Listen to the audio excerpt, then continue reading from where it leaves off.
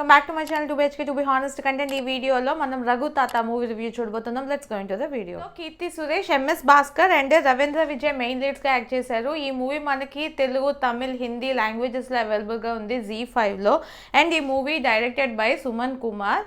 So ఈ movie చూడాలనుకుంటే ZEE5 లో అవైలబుల్. చూసుకున్నట్లయితే కీర్తి సురేష్ ఒక బ్యాంక్ ఎంప్లాయ్. తన నేమ్ కయల్ అనమాట. తను బ్యాంక్ ఎంప్లాయ్ గా ఉన్నప్పుడు హిందీని ఇంప్లిమెంట్ చేస్తారనమాట తమిళనాడులో. అంటే హిందీ కంపల్సరీ నేర్చుకోవాలి అందరూ అని ఇంప్లికేషన్ అన్నది జరుగుతుంది.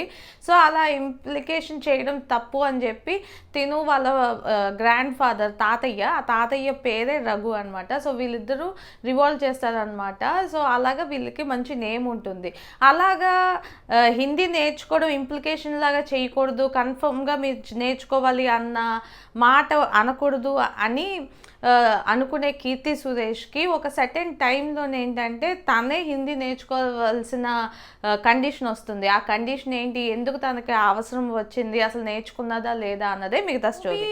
ఫస్ట్ హాఫ్ అండ్ సెకండ్ హాఫ్లో మనము ఏది బాగుందని చూసుకుంటే, ఫస్ట్ హాఫ్లో నాకు కొంచెం స్లోగా వెళ్తున్నట్టు అనిపించింది. అండ్ మెయిన్గా స్టోరీ ఎస్టాబ్లిష్మెంట్కి దాని అంతటికి కొంచెం టైం తీసుకుంది. అండ్ అక్కడ జరిగే సిచ్యువేషన్స్ మీద మనకి కొంచెం చిన్నగా కోపం వస్తుంది. అలానే ఫన్ కూడా మిక్స్ అయి ఉంటుంది. అండ్ ఒక సెకండ్ టైంలోని తనకు ఒక నిజం తెలుస్తుంది. దాని తర్వాత సెకండ్ హాఫ్ కొంచెం ఫన్గా వెళ్తుంది అనమాట. సో సెకండ్ హాఫ్ బాగుందా ఫస్ట్ హాఫ్ బాగుందా అంటే సెకండ్ హాఫ్లో కొంచెం ఫన్ ఎలిమెంట్స్ అవన్నీ ఎక్కువగా ఉన్నాయి కాబట్టి నాకు సెకండ్ హాఫ్ బెటర్ అనిపించింది. పాజిటివ్స్ అంటే డెఫినెట్లీ పర్ఫార్మెన్సెస్ అని చెప్పుకోవాలి. కీర్తి సురేష్ గారు సూపర్గా చేశారు. నాకైతే చాలా బాగా నచ్చింది.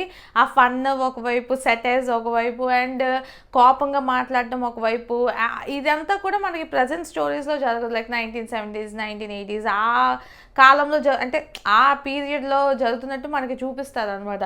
సో ఆ ఏజ్లో ఎలాగా కట్టుబొట్టు, శారీ కట్టుకోవడం కానీ అన్నీ ప్రతిదీ కూడా పర్ఫెక్ట్గా కనిపించేలా చేశారు. చాలా బాగా చేశారు. ఆఫ్టర్ మహానటి మళ్ళీ అంత క్యూట్గా నీట్గా పర్ఫార్మెన్స్ చేసింది అయితే మాత్రం నాకు ఈ మూవీయే అనిపించింది.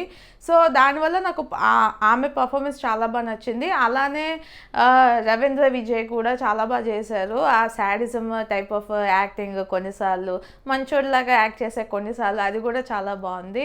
అండ్ భాస్కర్ ఆయన చాలా మంచి యాక్టర్. ఓల్డ్ ఆయన ఎవరైతే తాతయ్యగా చేశారో ఆయన ప్రతిసారి నాకు క్యాన్సర్ ఉంది అని చెప్పి ఆ ఎమోషనల్ డ్రామా చేసినప్పుడు నాకైతే చాలా కోపం వస్తూ ఉంటుంది మధ్య మధ్యలోని. బట్ ఎస్, యాక్టింగ్ వైజ్ చాలా బాగుంది. అలానే ప్రతి ఒక్కరు కూడా వాళ్ళకి ఇచ్చిన క్యారెక్టర్ని చాలా బాగా పర్ఫామ్ చేశారు. పాజిటివ్ ఏంటంటే మనకి ఎక్కడా కూడా ఇది ఇప్పుడు ప్రజెంట్లో ఏదో జరుగుతుందన్న ఫీలింగ్లో ఉండదు. మనకి కంప్లీట్గా ఆ బ్యాక్ స్టోరీ ఎక్కడైతే జరుగుతుందో సమ్ 1960s 70s అలాంటి ప్లేస్కి మనం కూడా వెళ్ళిపోతాము. అంత నీట్గా చూపించారు ఆ విలేజ్ కానీ. యాక్చువల్లీ సెట్స్ కూడా ఒక 2-3 సెట్సే ఉంటాయి మూవీ మొత్తంలోని.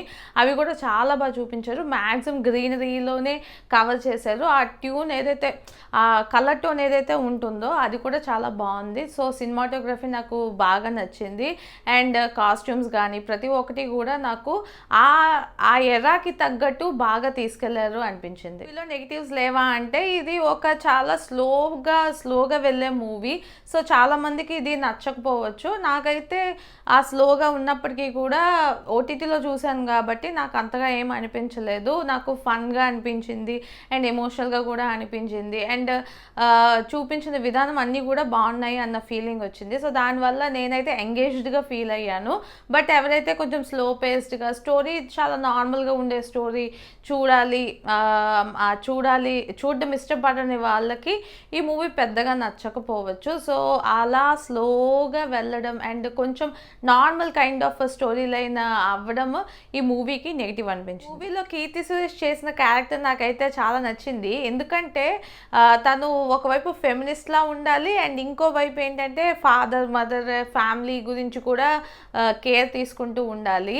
ఒకసారేమో సరే ఫ్యామిలీని గివప్ చేద్దాము అనుకున్నా అవ్వదు. అండ్ ఇంకోసారి ఏమో తన కెరియర్ గురించి ఆలోచించాలన్నా అవ్వదు. ఆ ఫెమినిస్ట్ కైండ్ ఆఫ్ క్యారెక్టర్ చాలా బాగా చేశారు. ఒకరి కోసమేమో ఇంకొకటి చేయాలి.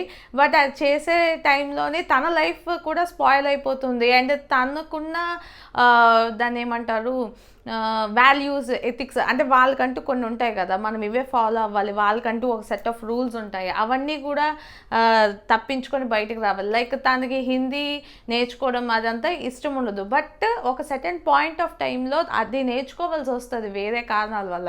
అది ఆ టైంలో తను ఎలా ఫేస్ అయింది ఆ సిచ్యువేషన్ అన్నది చాలా బాగా చూపించారు. అండ్ మెయిన్గా మనకి ప్రతి ఒక్కరి ఇళ్ళల్లో జరిగే ఒక బ్లాక్మెయిల్ ఉంటుంది మెయిన్గా అమ్మాయిలకి అయితే. అదేంటంటే ఇప్పుడు ఇంట్లో ఎవరో పెద్దలకి ఏమైనా బాగాలేదనుకోండి, ఫస్ట్ ఏం చెప్తారు, ముందు మా మనవళ్ళకి పెళ్ళిళ్ళు చేయాలి, నీ పెళ్ళి చూడాలి అంటారు.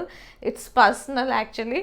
సో అలాంటి ప్రెషర్ ఉన్నప్పుడు వాళ్ళు ఎలా బిహేవ్ చేస్తారు, వాళ్ళని ఒకవైపు నొప్పించకూడదని ఎలా చూస్తారు, బట్ వీళ్ళకి అది ఇష్టం లేకుండా ఏం చేస్తారు అన్నది చాలా బాగా చూపించారు. నాకైతే ఓవరాల్గా స్టార్టింగ్ నుంచి ఎండింగ్ వరకు కీర్తి సురేష్ గారు మాత్రం చాలా బాగా చేశారు అనిపించింది.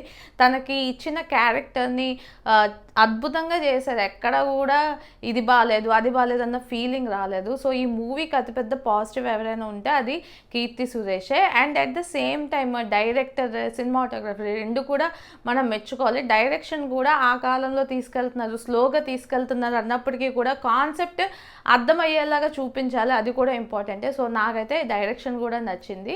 అండ్ అదే కాలంలో తీసుకెళ్ళినట్టు చూపించారు కాబట్టి సినిమాటోగ్రఫీ కూడా బాగుంది. ఈ మూవీ నాకు ఎలా అనిపించింది అంటే, మూవీ అయితే నాకు చాలా బాగా నచ్చింది. ఎందుకంటే ఇది స్లో పేస్డే అయి ఉండొచ్చు, పెద్దగా స్టోరీ అవేమీ లేకపోయి ఉండొచ్చు, బట్ చూస్తున్నంతసేపు చాలా ఇంట్రెస్టింగ్గా, చాలా ఫన్గా, ఏదో అలా రిలాక్స్డ్గా వెళ్ళిపోయింది. ఆ ఫెమినిజం అన్నది చూపించడం, ఆ కాలంలో ఫెమినిజం అన్నది చూపించడం, at the same time men mind set, కొంతమంది మెన్ మైండ్ సెట్ ఎలా ఉంటుందని చూపించడం, ఇలా చాలా చాలా చాలా విషయాలు ఉన్నాయన్నమాట ఈ మూవీలో. సో ఇవన్నీ కూడా కలిపి చూసినప్పుడు నాకు ఈ మూవీ బాగా అనిపించింది. సో మీరు కూడా ట్రై చేయాలనుకుంటే ట్రై చేయండి. తెలుగు డబ్డ్ వర్షన్ కూడా ఉంది ZEE5లో, అండ్ తమిళ్ ఒరిజినల్ మూవీ ఉంది, తమిళ్ కూడా సబ్ టైటిల్స్తో ఉంటుంది కాబట్టి అదైనా మీరు ట్రై చేయొచ్చు.